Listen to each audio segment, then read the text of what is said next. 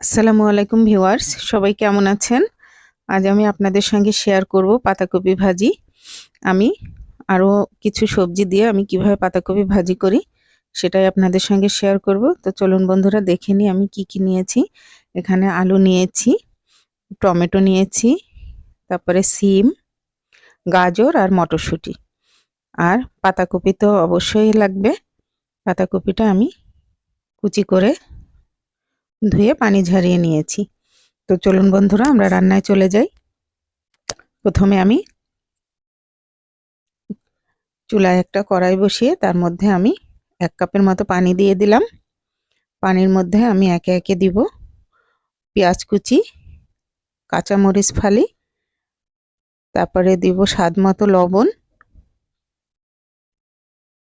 আর 1 চা চামচ দিব হলুদ গুঁড়া।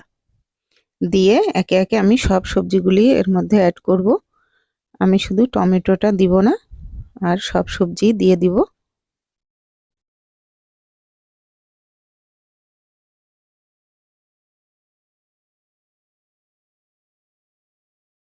আসলে এই ভাজিটা খেতে অনেক ভালো লাগে, আমি প্রায়ই করি এটা।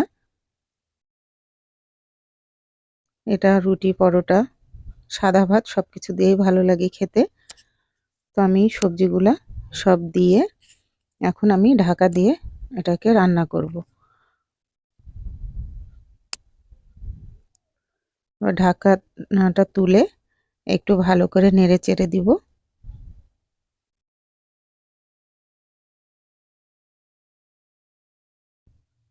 ভালো করে নেড়ে চেড়ে আবার ঢাকা দিয়ে আমি রান্না করব যতক্ষণ না আমার সবজিটা সিদ্ধ হচ্ছে। আমি তো সামান্য পানি দিয়েছিলাম, আরও সবজি থেকে একটু পানি বের হয়েছে। আমার সবজিটা সিদ্ধ হওয়া এবং পানিটা শুকানো পর্যন্ত অপেক্ষা করতে হবে। আর যখন দেখব সবজিটা প্রায় সিদ্ধ হয়ে এসছে, সে পর্যায়ে আমি টমেটোগুলো অ্যাড করে দিব। দিয়ে আবার ঢাকা দিয়ে রান্না করে নিব। আমার এই সবজিগুলো সিদ্ধ হয়ে গেছে, এখন এটাকে বাগার দেওয়ার পালা। তো আমি এখানে আরেকটা কড়াইয়ে তেল নিয়ে নিলাম। এখানে 2 টেবিল চামচ তেল নিয়ে নিয়েছি। রান্নার তেল দিয়ে তেলটা গরম হয়ে গেলে তার মধ্যে আমি রসুন কুচি দিয়ে দিলাম, আর দিয়ে দিব পেঁয়াজ কুচি।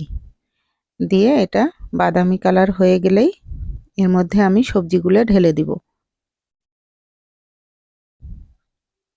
সবজিগুলো ঢেলে দিয়ে আমি ঢাকা দিয়ে রাখবো, কারণ বাগারের ফ্লেভারটা যেন চলে না যায়। ঢাকা দিয়ে রাখলে ফ্লেভারটা থেকে যায়। তারপরে আমি নামানোর আগ দিয়ে কিছু ধনেপাতা অ্যাড করব। ধনেপাতার ফ্লেভারটা অনেক ভালো লাগে, আর নামানোর আগ দিয়ে দিলে ফ্লেভারটা থেকে যায়।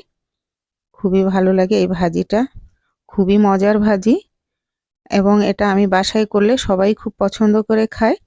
আপনারা সকালে রুটির সঙ্গেও খেতে পারেন, ভাতের সঙ্গে, যেটাই খান না কেন অনেক মজাদার ভাজিটা। তো এই ভাজি আপনারা অবশ্যই করে খেয়ে দেখবেন। অবশ্যই আপনাদের আমি বলতে পারি এটা আপনাদের পছন্দ হবে। এভাবে করে রান্না করলে অবশ্যই আপনাদের সবার পছন্দ হবে। তো আমার এই পাতাকপি ভাজি যদি আপনাদের ভালো লাগে, অবশ্যই লাইক, কমেন্ট, শেয়ার করে আমার পাশে থাকবেন বন্ধুরা। ফেসবুকে দেখলে ফলো দিয়ে দিবেন, আর ইউটিউবে সাবস্ক্রাইব করে আমার পাশে থাকবেন। তো আজকের মতো এখানেই। আল্লাহ হাফেজ। আসসালামু আলাইকুম।